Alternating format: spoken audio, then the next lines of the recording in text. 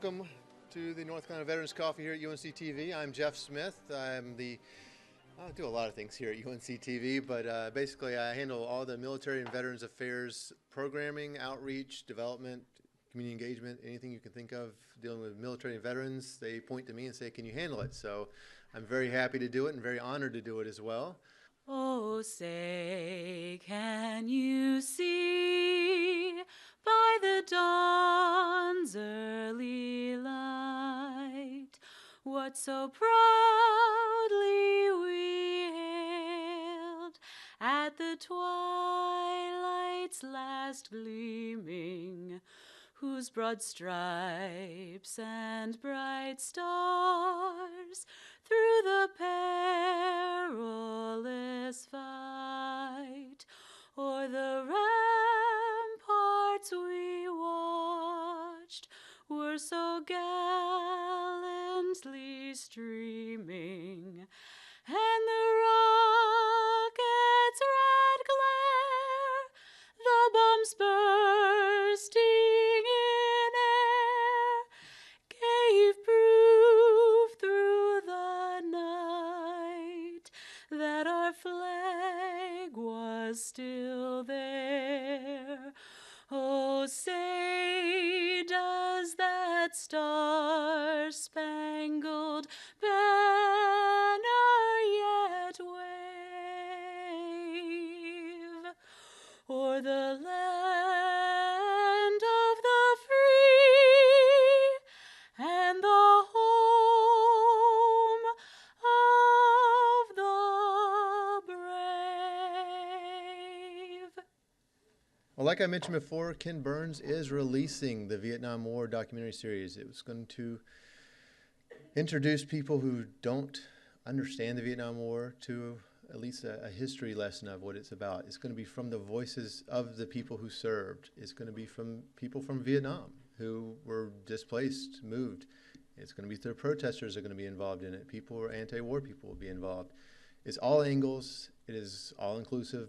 And it's going to be, I'm sure, pretty darn good. I haven't seen it yet because it's not released yet, but I'm looking forward to seeing it. It's coming out in September. We have a little snippet here. We're going to show you a little teaser.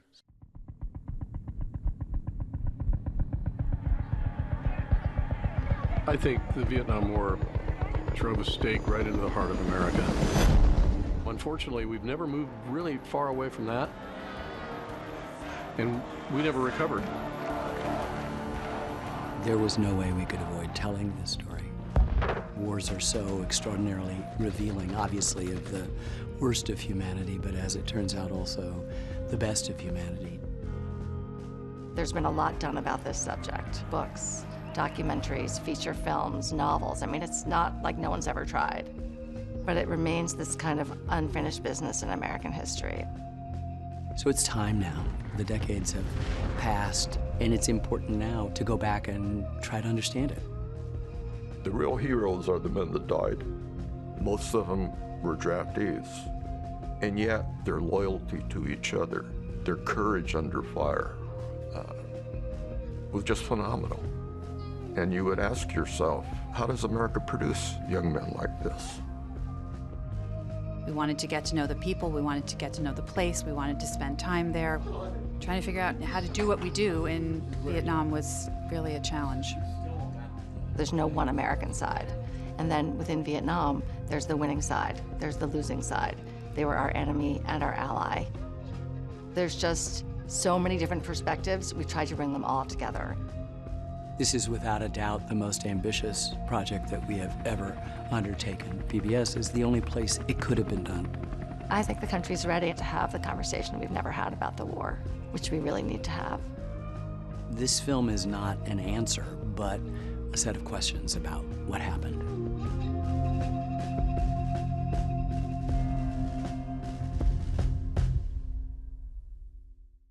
Hey, good morning, everybody. My name is Darren Luke. I'm with the Department of Veteran Affairs out of the Winston-Salem Regional Office. I, too, am a veteran. I served with the Army Reserves for 23 years. I had the opportunity to go to Iraq and Afghanistan, and one of the highest honors I held while in Afghanistan is I commanded soldiers in a combat environment. What I want to do really quickly is talk to you a little bit about today what the VA has to offer. We have a wide range of benefits that are available to you as a veteran, also to your families and survivors. We have healthcare benefits, a lot of you have heard about, life insurance, education, home loan, pension benefits that are based off of income levels. We also have survivor benefits that are geared towards family members after the veteran has passed away, potentially get benefits there. Vocational rehabilitation, that's something we do here in our regional office in Winston-Salem, and that's where as a veteran, if you have a disability and you get service connected for that disability, we'll talk more about that here in a minute. It allows you to get retraining and potentially get a different job if you're not able to function in the job that you're in. The one I want to focus on a little bit more today is disability compensation benefits. That's what I deal with along with most of the staff there in Winston-Salem. And basically what that is that's where we look to see if you have a disability and you feel it's due to service, you file a claim with us. We'll go and we'll look in your records to see if the evidence shows that you had it from service. We also will help you try to get your documentation together, and then we'll make a determination. Now, not all disabilities are necessarily derived in service. Several of them that are out there we talk a lot about are PTSD, one of them. A lot of disabilities that deal with Agent Orange, not just exposure itself, but actually there's certain cancers to include prostate cancer. Also another big one from service in Vietnam is diabetes and the complications that come with that. Most recently, they just passed legislation and guidance, and I believe it goes into effect here in March, that deals with the Camp Lejeune water issue. There's 8 different disabilities that are been recognized due to that situation. So what we do once we figure out or determine whether your issue is service connected or not, we'll assign a disability percentage to it from anywhere from 0 to 100. There's some math that goes with it. Some people say it's a little fuzzy VA math, but bottom line is we look at you as a whole person and we figure out a total disability percentage, and then you can get compensation benefits for that. Those are tax-free benefits that you're entitled to, and if you're above 30%, your dependents may get some additional benefits as well. What I want to speak to along with that is one of the things we're trying to do in our organization, and we've started working on this last few years, is getting and doing more outreach events like we're here today. We want to get out. Jeff kind of talked about making a conversation with veterans. That's what we want to do as an agency at our level, Department of Veteran Affairs, is get out and talk to veterans. Of the almost 800,000 veterans we have in our state, only 23% of them are actually receiving any kind of compensation or pension benefits. I actually talked to someone just a little bit earlier today that told me they had somebody that served in Vietnam didn't even know that even just because they've been drafted, they were even eligible for VA benefits. And those are conversations we need to have and get the word out, because those veterans need to receive or be talked to about the benefits that they could receive. Last year alone, we did over 300 outreach events. This year, with our director, he's pushing to do even more. Some of the bigger events we had are called Veteran Experience Action Centers. We've had these all across the state, from Charlotte to Winston-Salem, Fayetteville a couple times. We've been in this area, in Raleigh, Cary area. We've also gone down to Jacksonville as well. But now we're trying to expand out into other areas of the state that aren't necessarily getting the attention that the bigger areas of the population have. To include, I was just recently in Clinton, North Carolina. Next month, the February 10th through the 11th, we'll be in the Roanoke Rapids area at the Roanoke Rapids Theater. And what these allow you to do as a veteran or a family member is come sit down with us one-on-one. Come talk to us about if you have a claim pending. Come talk to us about your health care benefits. They're pretty awesome opportunity. Not only sit down with us, the state of North Carolina itself has resources they have to offer, along with the county. We talk through, there's also partners to include individuals like the Red Cross that allow you to sit down and talk to us. And I highly encourage, if you don't have the need to go, if you can find and talk to somebody, we're doing our best to aggressively market this through social media, newspapers, TV, word of mouth, whatever we can do to get it out to veterans and their families about this benefit. A couple things I want to leave you with. I am here today with a couple folks from the regional office. So those that are here, if you have any specific questions afterward and you want to sit down and talk with us, that would be fantastic. Okay? And we do have a website, www.vets.gov. Again, that's www.vets.gov. It's basically a platform to get you into a variety of other websites that we have and trying to improve the veteran experience, what I talked about. And what I want you to remember is whether you served in peacetime, wartime, halfway across the world, or here in the United States, these benefits that I'm talking to you about today, they're yours. You've earned them. As a veteran, roughly 13% of us actually have stood up and served our country. And so think about that. The other 87 plus, nothing against them not doing it, but they have given it to you and allowed you the opportunity to do that, and you said you would. So think about that when you look at, see if these benefits are for you. Maybe you don't think you earned it, but you have.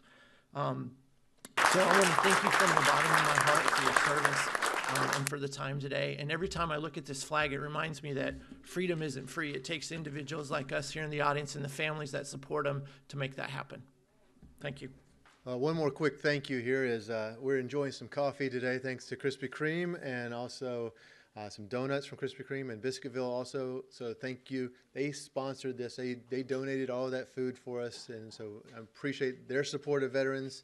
So that's why we're able to have what we have here today. So make sure you thank them if you're ever in their stores. Take the time to thank them. All right, up next we've got our keynote speaker here, Joshua Kane. From the American Red Cross. He is an Army veteran, correct? Yes, sir. I want to make sure I had that correct. So we have the Army representing too. Don was also Army. We've got the Red Cross. I didn't realize how much the Red Cross does. You always hear about disaster relief. You always hear about all sorts of things they do in the community. I didn't realize how much they did for veterans and military families as well. If you've never looked at their site and found out what they do, time to do it, because they have a lot of good stuff for you. I'll let Josh explain a little bit about that, so come on on. Good morning. It's a pleasure to be here. Certainly appreciate the service that is represented in this room. Again, my name is Joshua Kane. I serve with the Red Cross in Eastern North Carolina. We have 2 regions in the state. We cover every county, and we stay very busy with our military mission. Sometimes, unfortunately, your interaction with the Red Cross, I always ask, have you ever done anything with the Red Cross? And most of the time that meant you had some kind of family emergency that you needed us. So we always like to have these opportunities to have really positive engagement when it's not necessarily a high-stress emergency situation. So it's great to be here today. We just got a quick video that they're going to show for us just to show a little bit of the impact. Like Jeff said, people think blood and flood with the Red Cross, blood and flood, which I need to thank everyone in this room. The community stepped up and supported the victims of Hurricane Matthew in a major way. Much of that support came through the American Red Cross, and we're very thankful for the community. I want to say there are still people out there suffering from Hurricane Matthew. This is not something you snap and you rebound from. So the Red Cross, many other organizations, including veterans organizations, are staying involved with that. So this is a little bit about what we do with the military.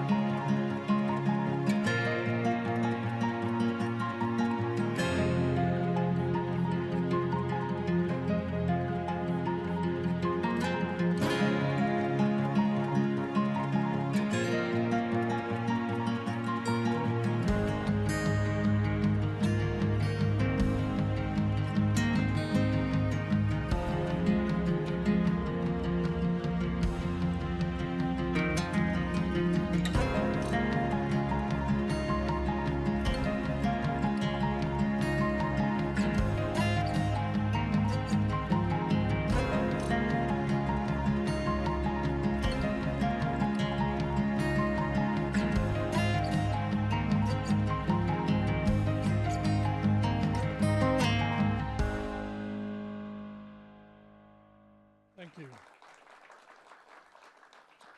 Thank you. So you saw that the American Red Cross has been working in the veteran military space for 130 years. We are celebrating in Eastern North Carolina 100 years, the Raleigh chapter of the American Red Cross, and frankly, chapters all around the state, except for Asheville and Wilmington have us beat by 3 years. But in the Great War, 1917, the community said we need Red Cross chapters, and we've been operating in this state since then for 100 years.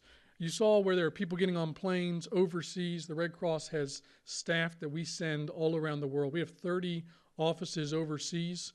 We have people in Kuwait and Djibouti, Africa right now serving, and wherever the DoD says we need the Red Cross there, we open up an office and we staff that 24/7 around the world. So we have plenty of offices in our communities here, but we have a global impact in what we do for military. Let's see if I can move this forward there. So there's some pictures again, just where we work and how we move forward.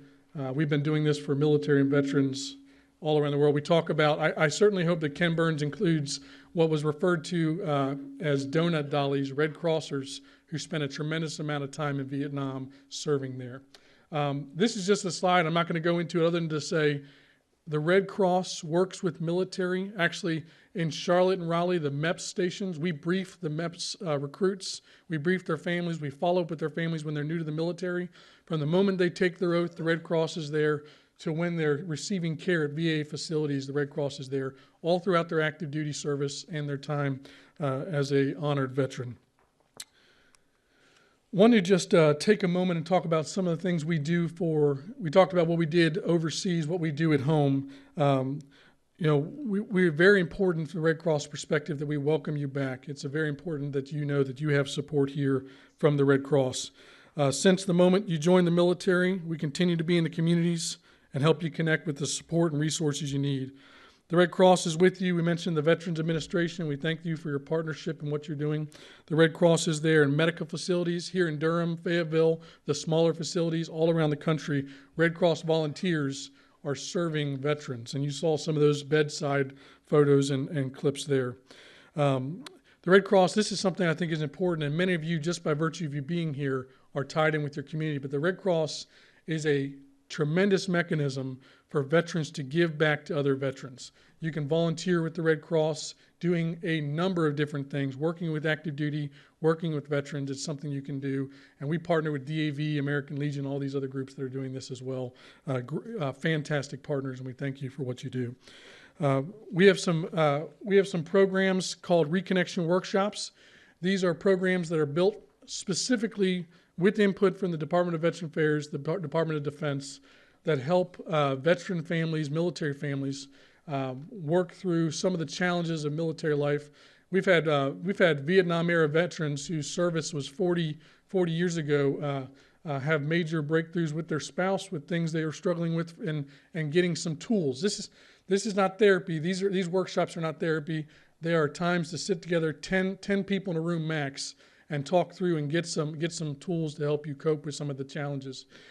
Folks like Gary Kuna in the back, we work with them to provide resilient veteran communities and do what we can. I know every person in this room is very much committed to curbing the suicide issue among our veterans, and the Red Cross is right there standing with you.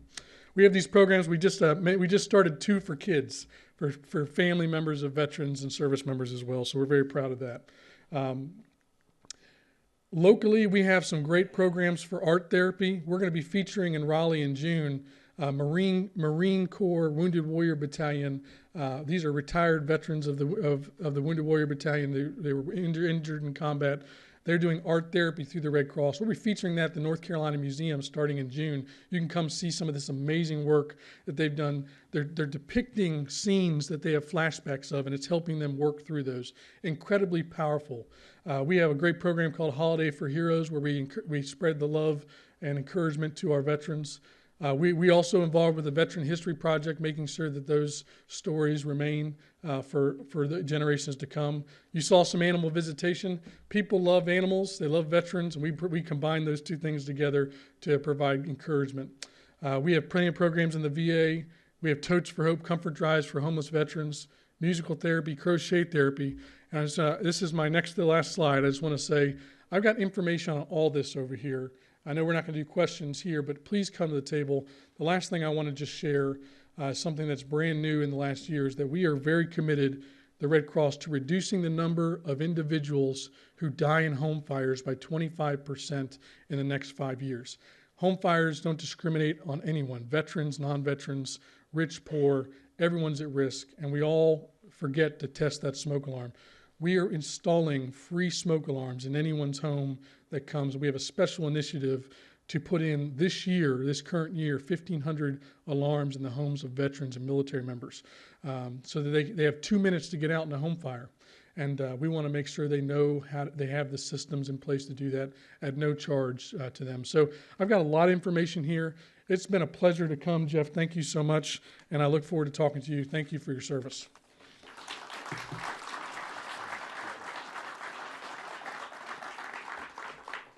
And we might have some time for some questions if that's all right afterwards. But all right, excellent. Well, next I'd like to bring up our newest Secretary of Military and Veterans Affairs, Secretary Larry Hall. I got to work with Mr. Hall in the legislature when I was covering the legislature for UNCTV. We always had a lot of good conversations, a lot of fun down there. But he knows his stuff. He knows how to work with legislators and how to work with those that are going to make decisions that are going to help you. So, Secretary Hall, welcome. Come on up.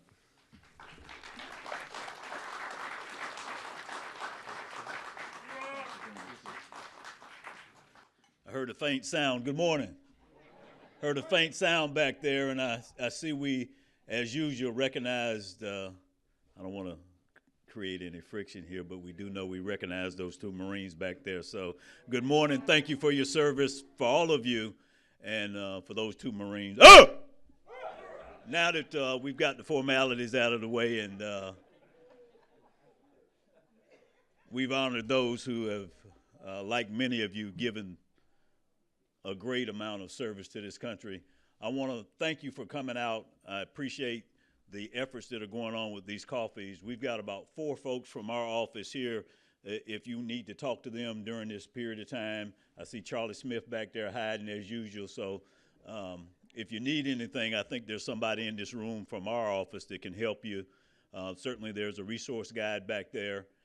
We want you to use us to help you. You've earned it. It's because of you that we're able to enjoy not just this facility, but the whole state. So I thank you for what you've done. Of course, I'm a Marine, and we kind of take special pride, but my father was career Army, lived at Fort Bragg. My brother was in the Air Force. So come from a little bit of the experience in the military, had an opportunity to serve in the legislature, and blessed now to be the second secretary here in North Carolina to try to help you in any way we can. So please use us. Please talk to our staff today. Would you just stand up so they can recognize who you are? Make sure you get all the, and back in the back, Jason Kane, raise your hand, Jason. So these folks and this lady are here to help you. Let us be your resource. We have a resource guide, but these are the faces of the people you'll see as well as others. Please come, use us. Let us serve you like you served our country. Let us show you how much we really appreciate what you've done. Thank you so much. Have a great day.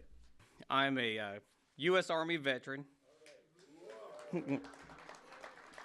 field artillery surveyor, and went through combat medic school 2 years ago, and then now a college professor also, and a museum director and board president, and I'm always talking with vets everywhere I go. And I was at a luncheon some time back, and when I go to a luncheon and I see somebody with a U.S. Army hat on, it can be Marines too. They're welcome. And see POW especially too, or something. Any of those. I try to find that table and sit down and listen to them, talk to them. And this individual I met, and I knew he was a World War II veteran, and he told me he was in the 357th Infantry, and I kind of said, well, I thought they were wiped out twice, if you know World War II history. And that's how it kind of started. And his story became fascinating enough to where I said, you know, we've got the expertise. I've done other documentaries in the past before, And I said, we have to get his story out. And so I have copies of the full version, the full DVD over here, which the museum will not set a price on. They just said you can get them by any donation. And it goes to the creation of the Forks of the Yadkin and Davie County History Museum, which will be in Mocksville, hopefully within the next year. We have successfully raised funds and property. I mean, it has been an endeavor. Some of you may have heard of another individual. His name is Daniel Boone. Anybody? Well, his parents rest in Davie County, and there's no museum covering that history. You may have heard of another. Let me see. Well, it was Army, but now we can call it the Air Force. Anybody ever heard of Thomas Farabee? Anybody know what he did? Blew things up. He was the bombardier on the Enola Gay, and also from Davie County. And so, but there's no museum covering his past too. And so we have a whole lot of things that we're trying to accomplish. And so part of the proceeds that come from this documentary that we did as a museum will actually go to the exhibit covering especially World War II. But the full documentary is about 40 minutes long, but I had to come here, and I think Jeff Smith, I don't know where he went to, right there. I mean, he's an outstanding person, and it's an honor to meet him. And then to go through and really see his concern for veterans. It's there. It's 100%. And so, but we had to condense it down for PBS to 26 minutes and 46 seconds, correct? And so to try to narrow it down, that was a pain because his story, I'm going to go through this real brief so you can go ahead and watch it and just think about what all this man experienced in such a very short time, from the time he was drafted to the time he hit the beaches at D-Day to, well, let me go through this. PFC Harold Frank was in Company G, 2nd Battalion, 357th Infantry Regiment, which was part of the 90th Division. Anybody remember their nickname? Oh, wow. The Tough Hombres. He is a decorated U.S. Army infantry. He carried the BAR. Anybody know what it stands for? Oh, you don't call it by the military term. It was a bad blank rifle.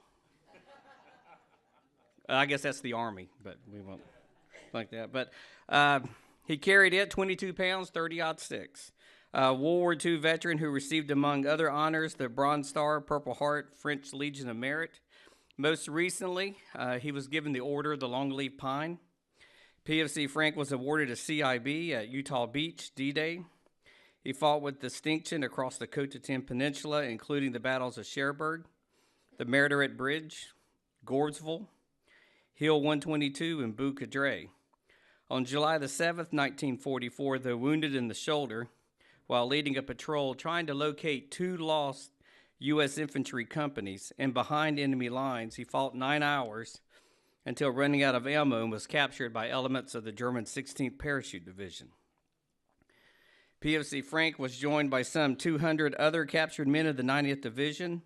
After interrogation, sent to Stalag 4B. The camp was in Dresden, and then assigned to a work camp at Clichy Airfield, roughly 10 miles away, where he remained a prisoner of war for 10 months. PFC Frank then, as you should start wondering in your mind, he also then survived the 1,000-plane bombing of Dresden on February the 12th, 1945, and then 2 other major air attacks on that same airfield on April the 12th, 1945. PFC Frank was recaptured by General Patton's 3rd Army on May the 7th, 1945, which was also known as VE Day. Before capture, PFC Frank weighed 212 pounds when he hit the beaches at Utah Beach. When he was recaptured, he was only 117 pounds. Through numerous interviews with World War II experts from around the world, one common statement is always echoed from each person I talk with, that it's a miracle that he survived World War II and is still with us today. So the Forks of the Yadkin Davie County Museum is honored to present From BAR to POW, the Harold Frank story.